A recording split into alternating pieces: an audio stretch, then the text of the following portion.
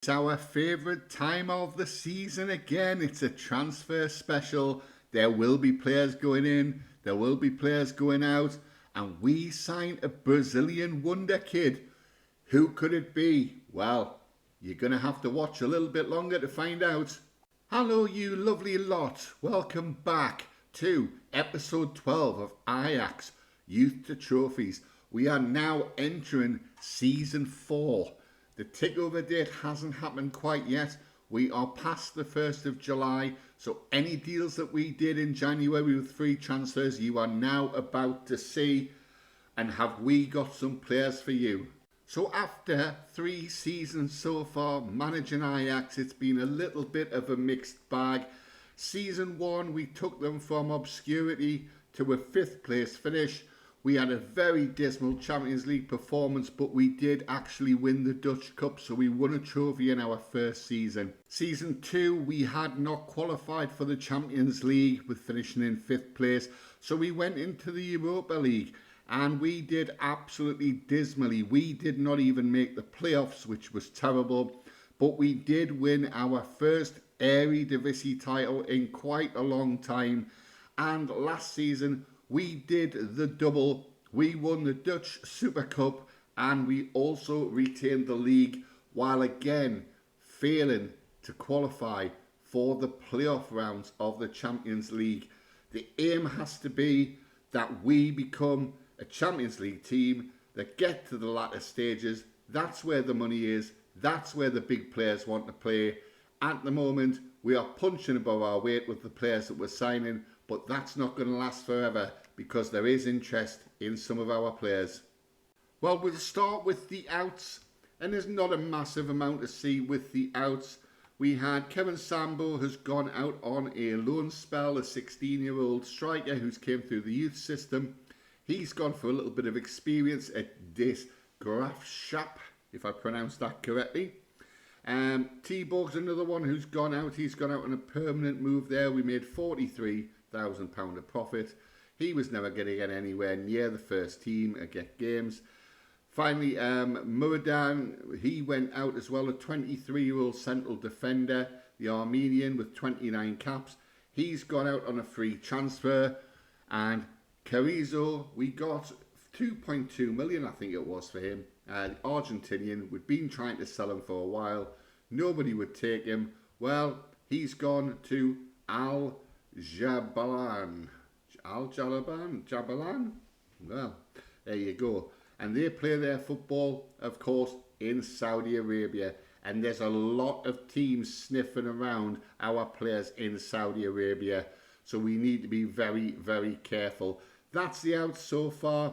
Just to give you an idea, we have a lot more players transfer listed, so there's a lot more outs to happen. We're going to show you how many players we've got listed and exactly what the plan is. But let's go to the ins first, because I know you're excited to see who we are bringing in. So, Kasper Urbanski. You know I'm really bad with pronunciations. I'm trying my best.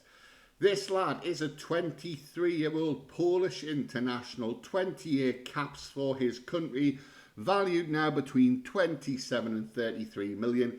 He's a central midfielder. He can play the cam role, centre mid, or the DM role, so he can play all three. Looks very, very well rounded.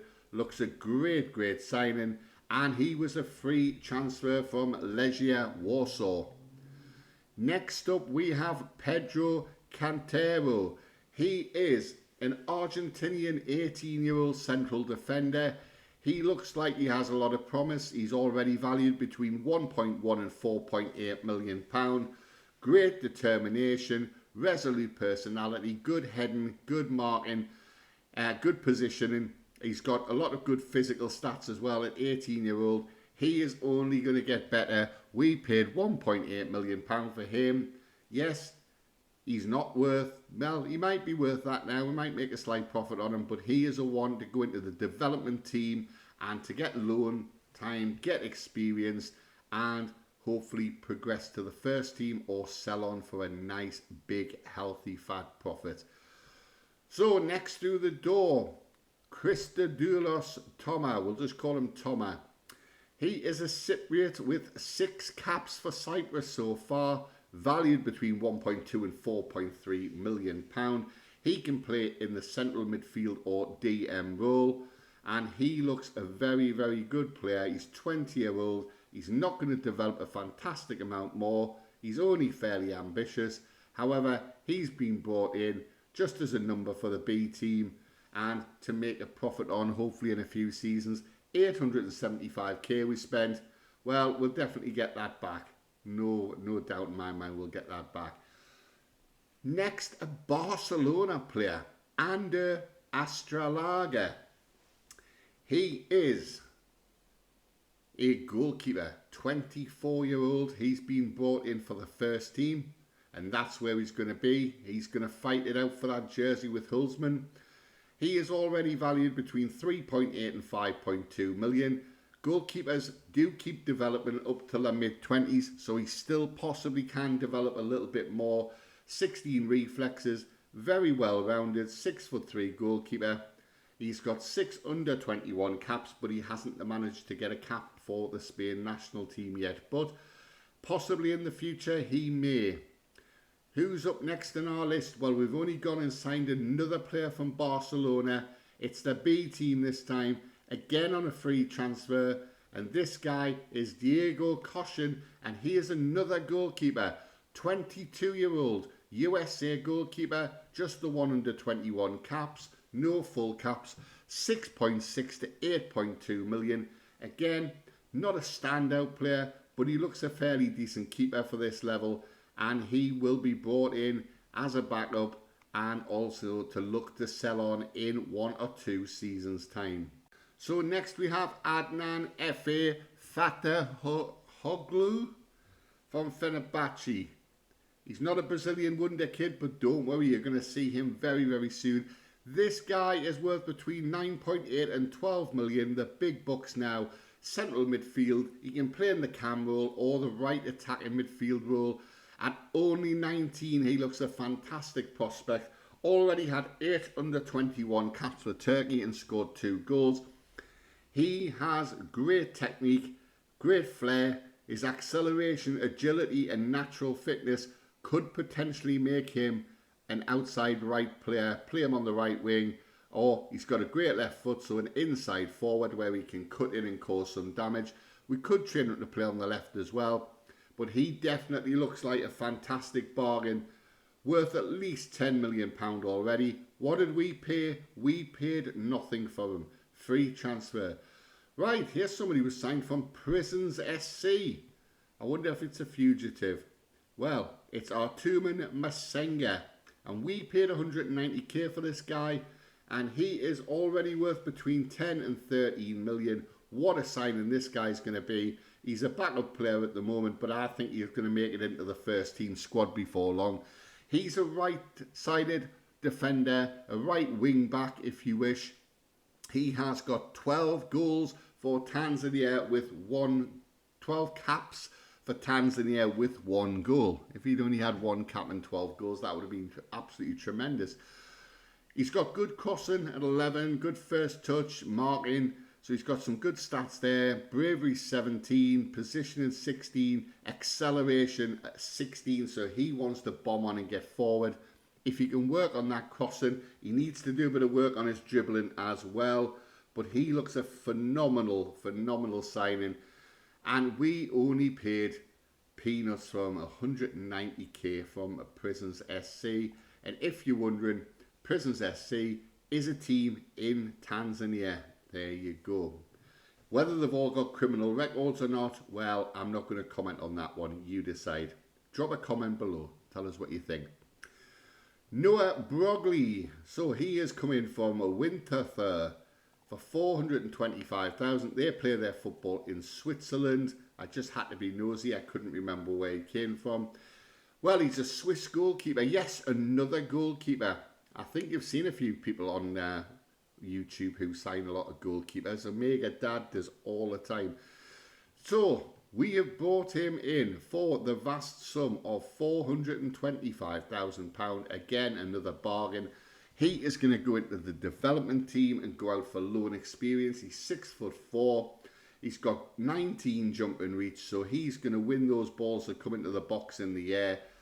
Aerial reach 15 as well. He's got a lot of good stats, and if he doesn't make it, if nothing else, 425k paid. We'll easily get a couple of £1 million back, so it's a nice healthy profit.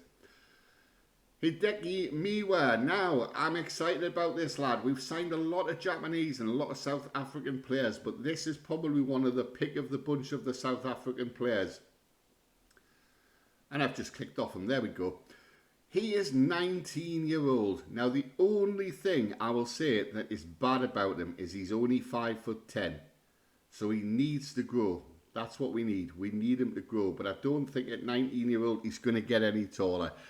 This lad can only play central defence, but that's where we want him to play. He's got 18 under-20 caps and 2 goals for the Japanese national team, worth between 10 and 11.5 million pound. Look at these stats. Agility, balance and natural fitness all at 16. He's got 14 acceleration, so he's a pacey defender as well. 16 bravery, so he gets stuck in. 16 decision making, which is great. His off the ball possibly needs a little bit of work. We're not bothered about his finishing. His heading definitely needs a bit of work. But because the jump and reach and the heading aren't great and he's 5'10", I think if we can improve them slightly and get them up to a 10, that's probably the best that we can hope for. But he doesn't have to be good in the air as long as he's got players around him who are. Bilal Elkanus. Now, what a player he is. A free transfer from Leicester City. Leicester have some really, really good players in this save, some really good ones. He is a Moroccan international, already had 45 caps and scored 11 goals at the fine tender age of 24, still classed as a wonder kid. He can play central midfield, but primarily he plays over the front three. I think he plays better in the cam role, and that's possibly where he's going to be. We've had to promise him star player, but I think he will be a star player for us. Rated between 29 and 36 million pound. He's going to challenge Mora for that cam role, or Mora may change and move over to the right. We will wait and see, but I think that could happen. We've got to try and find where we can accommodate both players. Look at him. Dribbling 16, first touch 16, passing 17, technique 17, loads of greens, mentals, composure, flair, off the ball, vision, work rate. Again, all 16s. Physicals, he's got the agility, the natural fitness, he's got pace, he's got stamina. This lad is ambitious. He is an absolutely top class player, and we have brought him in for nothing, and he's already worth between 30 and 36 million pound. Fantastic. So you can see already the team's starting to take shape. We have Karabashvili as our left back. I will be looking for somebody to come in and play that left centre-back role, so him and Bass can fight it out for that left-back role. Doi is no longer required. We do need to strengthen the central defensive positions, which we are definitely going to try and do. Zanotti's on the right. We need a little bit of competition for Zanotti as well. A good backup. We did see that Tanzanian player. It's probably a little bit early for him at the moment. He's probably on the fringes. But then again, with injuries, who knows? He could come in and do a job.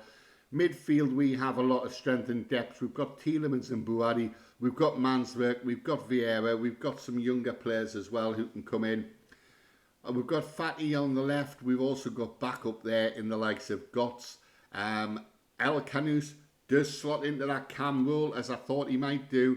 And Mora moves over onto the right, and we have plenty back up there. We have Esposito up front. We don't really have a lot of cover up front for if anything happens to him. We have got, obviously, Univar, and we do have players who are out on loan, getting experience, which we can call in as well. I did forget about Diouf as well. Diouf here, we do have him as well. He's came into the club on a signing last season for 5.75 million. He is our backup right back. So, sorry, we do have cover for the backup on the right back position. I forgot totally about him. But he does play on the central midfield role as well, so he provides a little bit cover should we get an injury crisis. Right, who wants to see some more signings, and who wants to see a Brazilian wonder kid? Yeah, okay, Couple of things you have to do. The first thing, keep watching till the end of the video. The second thing is hit the like and the subscribe button, and please do drop me a comment, you lovely, lovely people. So we've been working tirelessly to try and recruit some more players. It hasn't happened as of yet. We're on the 8th of August. A couple more player sales to tell you about. Solly Marsh, he's gone out. He's gone to Reims. We got rid of him. We managed to get a little bit of a fee from him as well. £525,000 of pure profit. And Sean Neve has left the club and made a slight loss on Sean. Sean just didn't do it, unfortunately, for us. He came into the club from Newcastle United. He'd had a few little spells out and about. We paid £525k for him. He had a couple of loan spells. Didn't get the goals. Came into us, 15 games, 4 goals. And went to Huddersfield for 115k. I'm sure he'll have a really good career there. It's probably more his sort of level. But sad to see Sean go with being a Newcastle United fan, but there we go. We are tirelessly working to try and get rid of a few players from our team as well. At the moment, as you can see, all of these players here are all listed. Scrolling all the way down, all the way down, all the way down.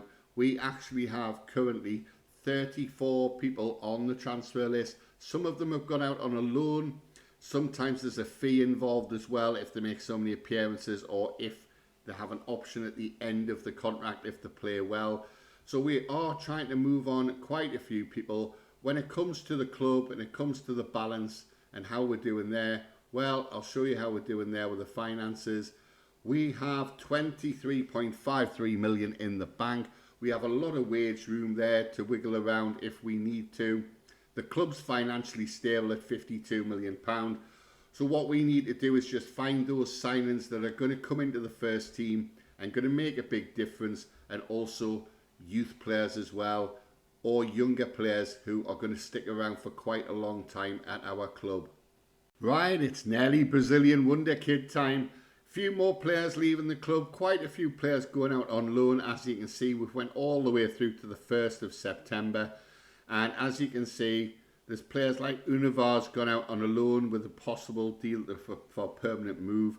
Langabili Philly, he's gone to Al Nassr for 500,000, so we made 100,000 profit on him. Nothing really noticeable. The biggest one though was this one here. Mariane Bentaleb, he's went to Inter Milan and he's gone for 8.75 million, which is absolute pure profit. We brought the 19-year-old in, as I'll show you now. We brought him in. He came in, when did he come in? He came in through the youth system by the looks of things. He did. He came in through the youth system. He had some loan deals. He played in the B team a little bit. He had another loan deal again. He wasn't cutting the mustard.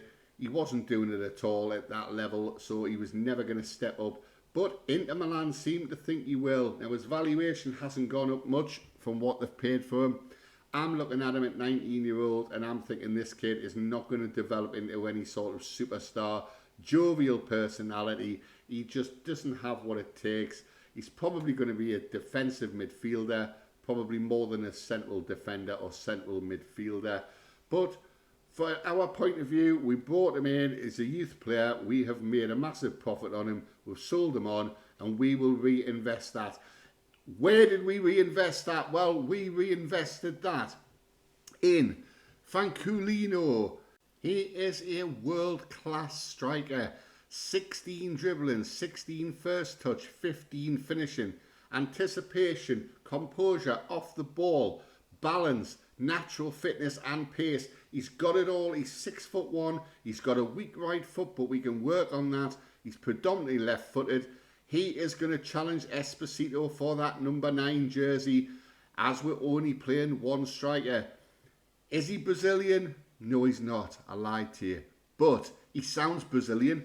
Francolino, the Brazilian striker who plays for Guinea-Bissau and also has nationality of Portugal as well. There you go. So he's not actually Brazilian.